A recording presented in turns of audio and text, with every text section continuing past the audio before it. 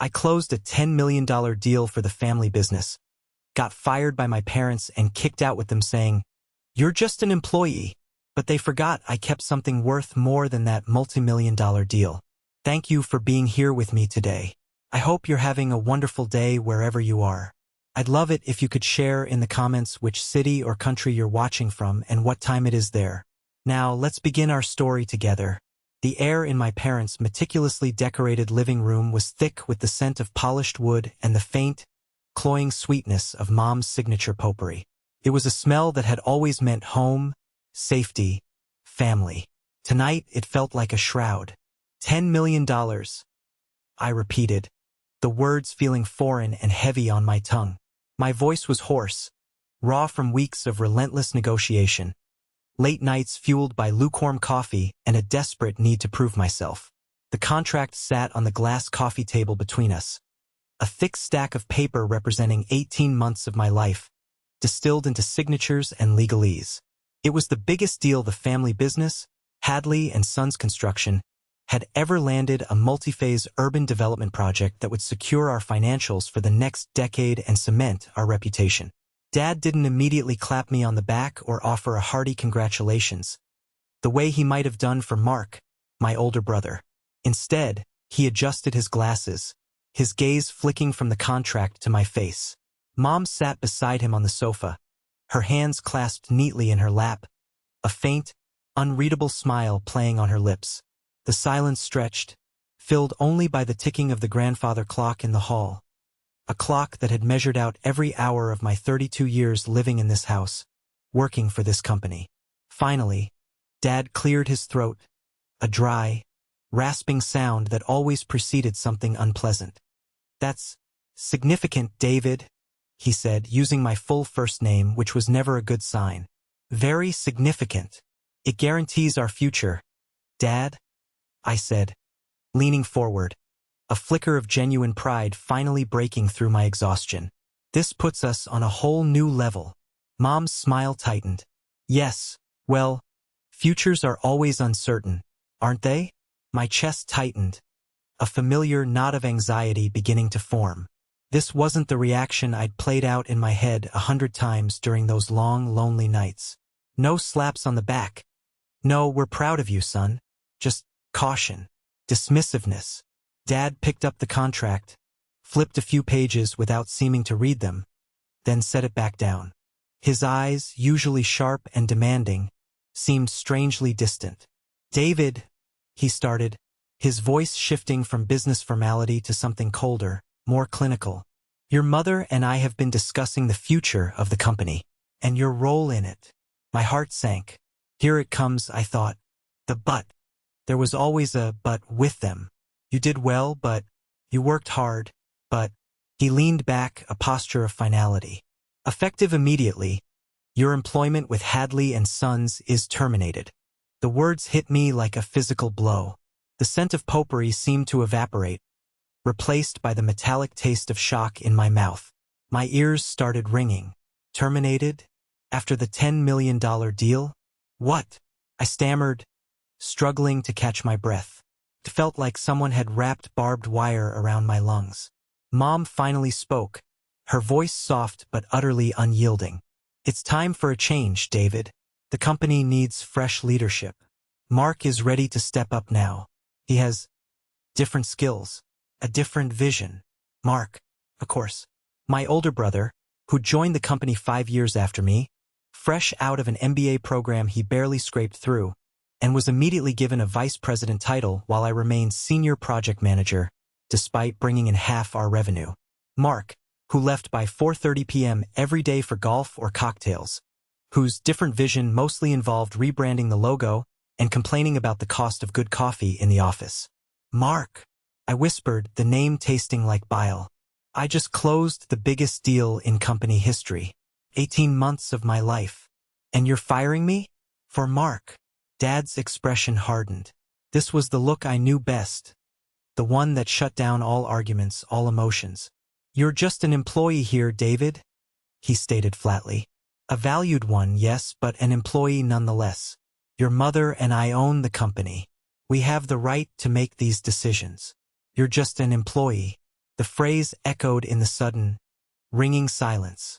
Years of loyalty, of sacrifice, of identifying my very being with Hadley and Sons, with the family name, with them reduced to a transactional, disposable role. An employee, like some temp they hired for a week. Here. Dad picked up a thick envelope from the table. Your severance. It's generous, considering. I couldn't even look at it. My eyes were fixed on theirs, searching for a flicker of regret, a hint of pain, anything that suggested they saw me as more than a line item on a budget sheet. There was nothing, just that cold, distant look, impatient now. And the house keys, Mom added, holding out her hand. Mark and Sarah will be moving in soon. They need the space for the baby. Mark and his wife, Sarah, who was perpetually pregnant and treated the family home like a hotel, barely speaking to me unless she needed a favor. My fingers trembled. I stared at the keys on the coffee table, the spare set I'd used for years. The house I'd grown up in suddenly felt foreign. Every family photo on the wall like an accusation. I reached into my pocket, pulled out my own keys, worn smooth from years of use, and dropped them onto the glass. The jingle sounded impossibly loud. Get your things, Dad said, the dismissal clear in his voice. We need you out tonight.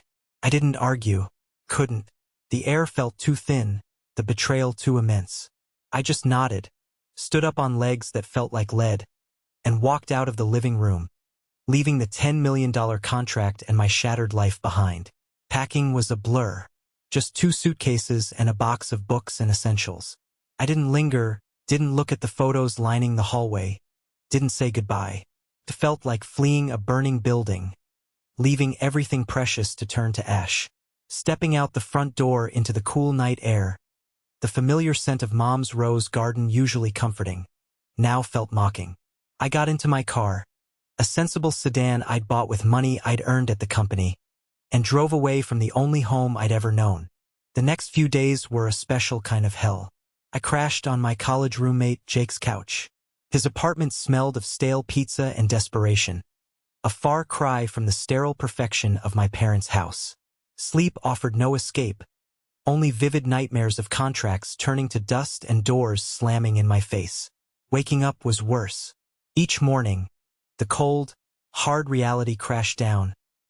I was homeless, jobless, and utterly discarded by the people who were supposed to be my anchors. I tried calling Mom. Voicemail. Dad. Straight to voicemail. I texted Mark. A curt reply came back hours later. Dad said you got severance. Don't make this harder. Boundaries. Boundaries. Coming from him. It was laughable, pathetic. Then came the social media posts.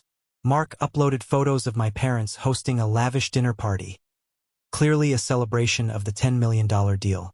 There was a picture of Dad holding the contract, beaming, with Mark at his side looking smugly competent. The caption, celebrating big wins and the future of Hadley and Sons with the real leadership. Not a single mention of me. It was like I'd been cropped out of the family picture, both literally and figuratively. My fingers trembled so hard looking at it, I nearly dropped my phone. This wasn't just business. This was cruel. This was personal. They didn't just fire an employee. They ripped the rug out from under their son, erased his contribution, and publicly rubbed salt in the wound. The pain was a physical ache, settling deep in my bones. I felt like a raw nerve, exposed and vulnerable to every slight. What was my whole life for? Every sacrifice, every late night, every moment I chose the business over my own happiness. It was all for this? To be deemed just an employee and tossed aside when convenient? Lying awake on Jake's couch one night, staring at the water stain on the ceiling, a different feeling started to stir beneath the layers of pain and shock. Anger. A cold, simmering fury that felt strangely purifying. They thought they could erase me? They thought they could just take my contribution, hand it to Mark, and move on? They thought I was that easily disposable? Something shifted inside me. The despair didn't vanish, but it was joined by a hard, crystalline resolve. I wasn't just an employee. I was the man who had made that $10 million deal happen.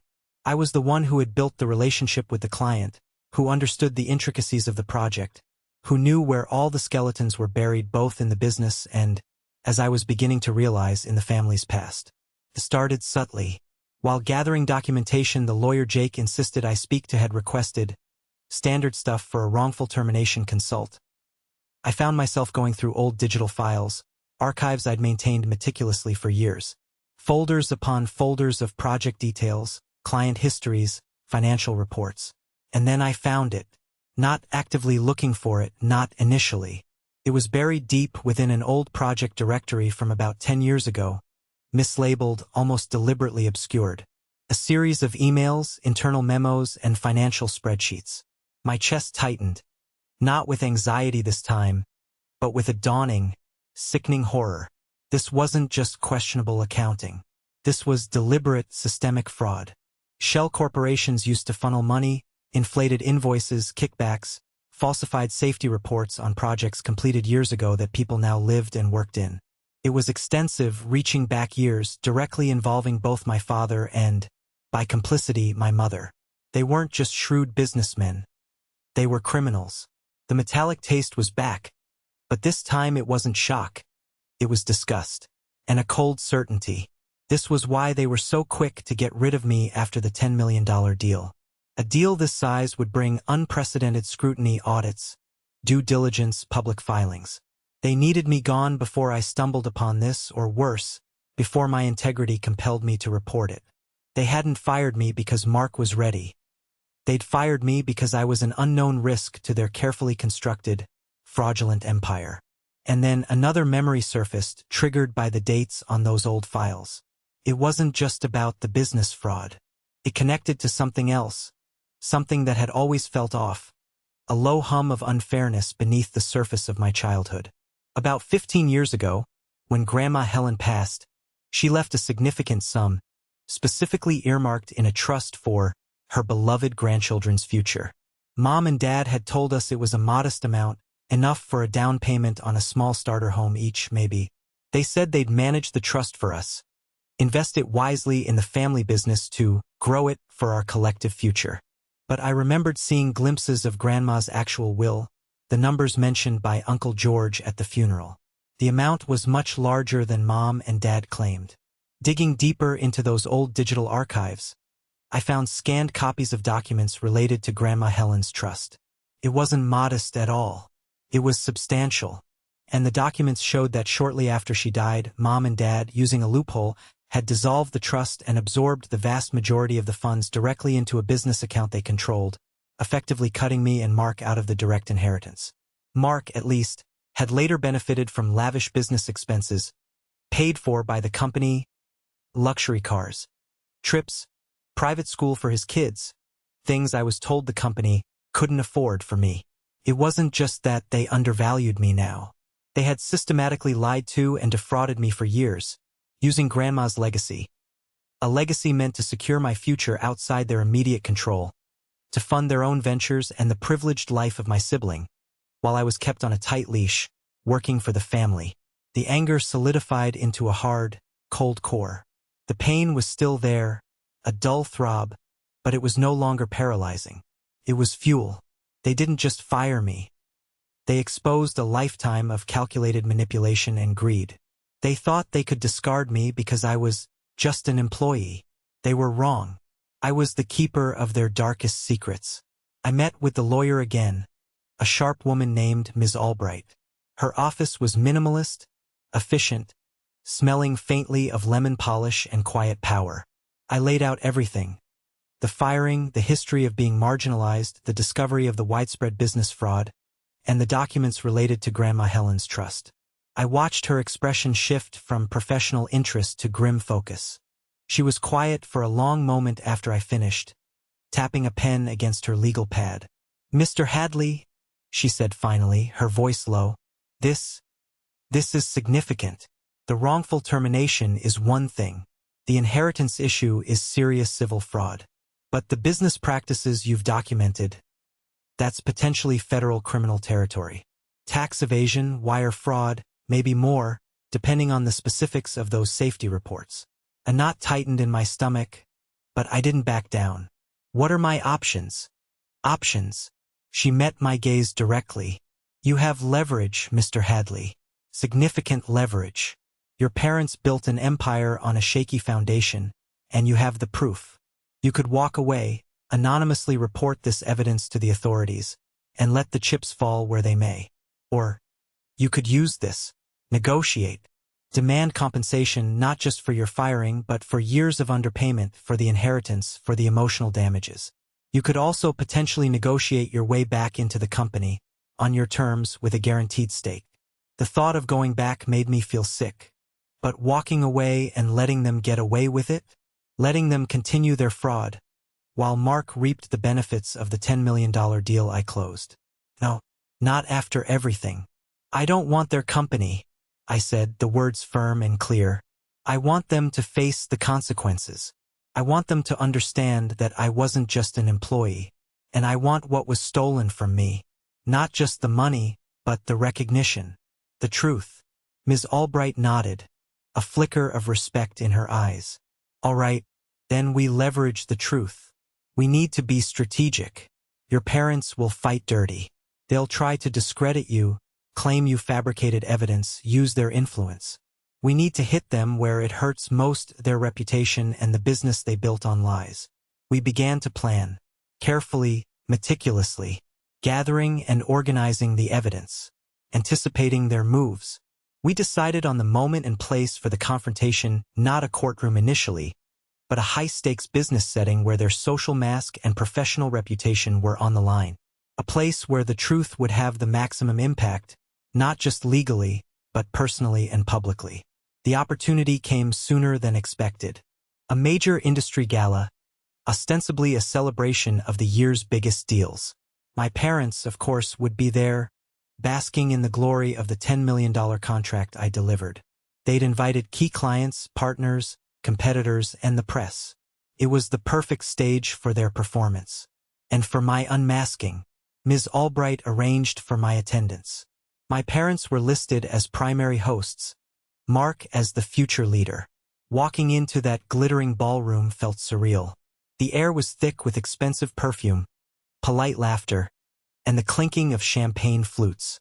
Faces I'd known my whole life, people who saw my parents as pillars of the community, pillars of industry. I spotted them across the room, holding court near the stage. Dad, Ly and beaming, Mom, elegant and smiling her practiced smile. Mark beside them, looking confident and insufferable in a new tuxedo. They saw me then. Dad's smile faltered. Mom's eyes narrowed. Mark's jaw dropped slightly before he quickly recovered, a look of disdain replacing the surprise. They started to move towards me, a unified front of controlled displeasure. Before they could reach me, Ms. Albright stepped forward, holding a sleek tablet. "Mr. and Mrs. Hadley," she said, her voice polite but carrying clearly in the sudden lull around us. "Mr. David Hadley is here to address a discrepancy regarding recent events at Hadley & Sons." Dad's face was thunderous. "David, what is the meaning of this? You are not welcome here. This is a private event," Mom added, her voice tight with suppressed fury. "Security." But people were already turning, sensing the drama. Key clients, including Mr. Davison from the $10 million project, were watching, their cocktails paused mid-air. "It's not private anymore, Mom," I said, my voice steady, amplified slightly by a small portable mic Ms. Albright had arranged. All eyes were on me. The knot in my chest was gone, replaced by a cold, focused clarity. "I just wanted to thank you for the opportunity to close the $10 million deal. 18 months of my life. Hard work, sacrifice, and then, as you said, I was just an employee. Fired. Kicked out." A murmur went through the crowd. People exchanged confused glances. This wasn't the script. Dad stepped forward, his face red. "This is inappropriate, David. This is a private family matter." His signature dismissive wave of the hand. "Is it?" I challenged, holding his gaze. "Is a lifetime of lies and theft just a private family matter? Is putting lives at risk with falsified safety reports just a private family matter?" The murmuring intensified. Mr. Davison from the $10 million client looked visibly alarmed. "He's lying," Mom shrieked suddenly, her practiced smile shattering. He's unstable. He's making things up because he's bitter he was let go. Mark chimed in, "Yeah, David, get lost. Stop embarrassing yourself and the family." "The family?" I echoed, a bitter laugh escaping my lips. "You mean the family built on Grandma Helen's stolen inheritance? The money you told us was modest while you siphoned off hundreds of thousands? Is that the family you mean, Dad?" The mention of Grandma Helen and inheritance hit them visibly. Dad paled, and Mom gasped, pressing a hand to her chest. The social mask was cracking. "He's deranged," Dad roared, trying to regain control, but his voice trembled. "These are outrageous lies." "Are they?" Ms. Albright calmly projected the tablet screen onto a nearby presentation monitor usually used for company achievements. The first image was a scan of Grandma Helen's will, highlighting the actual amount left in the trust and the explicit instructions for her grandchildren. The next slides showed bank transfers, signed documents diverting the funds, correspondence between my parents discussing how to handle the inheritance taxes and avoid Mark, and me finding out the true amount. Gasps filled the room. Mr. Davison looked from the screen to my parents, his face a mask of disbelief and anger. "And that's just the beginning," I said, my voice stronger now, resonating with the truth. "While working on the $10 million deal, I discovered the Real family legacy at Hadley & Sons. Not hard work and integrity, but systemic fraud." Ms. Albright advanced the slides. Now, projections showed spreadsheets detailing years of tax evasion, emails discussing bribing local inspectors, scanned copies of reports where safety data had been clearly altered, photos of construction sites with clear violations matching the dates on the doctored reports. It was undeniable, meticulously documented proof. The room descended into chaos. Shouts, gasps, urgent whispers. My parents stood frozen, their faces contorted with fear and rage. Mark looked like a cornered animal, the core leverage revealed in the most impactful setting. "Mr. Hadley," Mr. Davison bellowed, his face puce. "Is this true? Did you knowingly falsify safety reports on projects our company now occupies?" Dad stammered, "And no, this is fabricated. He's trying to blackmail us." "Blackmail?" I asked, shaking my head. "I just want the truth out. You called me just an employee and threw me away. But you forgot what a loyal employee keeps when he's dedicated his life to a business. He keeps the records. All of them. The moment of justice wasn't a single blow. It was a collapse." Mr. Davison, furious, announced loudly that their company was immediately halting all work with Hadley & Sons and launching a full investigation, including legal action.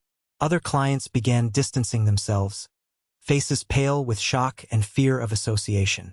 The press photographers, initially there for a celebratory shoot, were now snapping pictures of my parents' horrified faces. Their social mask wasn't just cracked. It was in irreparable shards on the floor. I didn't stay for the end. I didn't need to. I had said my piece, presented the truth, and let the consequences unfold.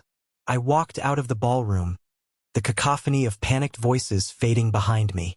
The night air felt different now, crisp and clean. The aftermath was swift and brutal. Legal investigations were launched almost immediately by multiple parties, government agencies for tax evasion and fraud, clients for breach of contract and endangerment, and Ms. Albright on my behalf for wrongful termination, fraud, and theft of inheritance. The news hit local media hard, then went wider. Hadley & Sons, once a respected name, became synonymous with scandal and corruption. The $10 million deal evaporated, taking the company's future with it. Assets were frozen. Lawsuits piled up. My parents faced criminal charges in addition to civil suits. Their influence, their carefully curated reputation, couldn't save them. People they thought were friends vanished. Their justifications, that I was crazy, that the evidence was faked, fell apart under legal scrutiny. Their signature arrogance turned into pathetic pleading. Mark's life, built on their favoritism and the illusion of competence, crumbled too. Without the family name and money to prop him up, his different vision proved worthless. He faced repercussions at other companies where he'd tried to use the family connection and was implicated in some minor aspects of the business fraud. Dealing with the fallout was exhausting, but liberating. There were still painful moments, seeing headlines, dealing with sideways glances from people who only knew the surface story. Some friends drifted away, uncomfortable with the drama or siding with the family name they'd always respected. But the friends who stayed, like Jake, became the family I chose. They saw me not as the discarded son, but as the person who had the courage to expose the truth, even when it meant tearing down my own foundations. Ms. Albright fought hard for me. We weren't seeking to bankrupt my parents entirely, but to ensure accountability and recover what was rightfully mine. The legal process was long and draining, filled with depositions and negotiations, but the evidence was undeniable. In the end, a settlement was reached. It wasn't a king's ransom, but it was substantial compensation for my years of undervalued work, reimbursement for the stolen inheritance, and recognition of the damages they had inflicted. It was enough to build a new life, far away from the shadow of Hadley and Sons. The biggest change wasn't financial. It was internal. I went to therapy. I talked about the years of trying to earn love and validation that would never come. I grieved the family I had wished for, the one that didn't exist. I learned about toxic cycles, about gaslighting, about boundaries. I learned that their behavior wasn't a reflection of my worth, but a reflection of their own emptiness and greed. Starting over wasn't easy, but it was mine. I used my skills, the ones I'd honed despite them, to build something new. I started a consulting firm, specializing in project management and ethical business practices. My reputation, ironically, was built on my integrity in exposing the truth, not just my ability to close deals. The $10 million client, Mr. Davison, became one of my first and most loyal clients, respecting my honesty and competence. I didn't become a billionaire. I didn't seek revenge beyond justice. My parents faced the consequences of their actions, legally and socially. Their empire was gone, replaced by legal battles and public scorn. Mark had to find his own way without a safety net. I had no contact with them. The boundary was firm, a necessary shield for my own healing. What I kept wasn't just the evidence that brought them down. What I kept was my integrity, my self-respect, and the courage to face a painful truth. They thought I was just an employee, disposable after I'd served my purpose. But in trying to get rid of me, they forgot that the employee had become the unexpected auditor, the quiet archivist of their sins. They forgot that the son they undervalued held the key to their undoing. And they forgot that sometimes the most valuable thing you can keep is the truth and the strength to set yourself free. My story isn't unique. So many of us carry the weight of expectations and past hurts from the people who are supposed to love us most. Finding your boundary, finding your voice, that's not betrayal. That's survival. That's self-love. Have you ever had to redraw the line with family? Share your thoughts below.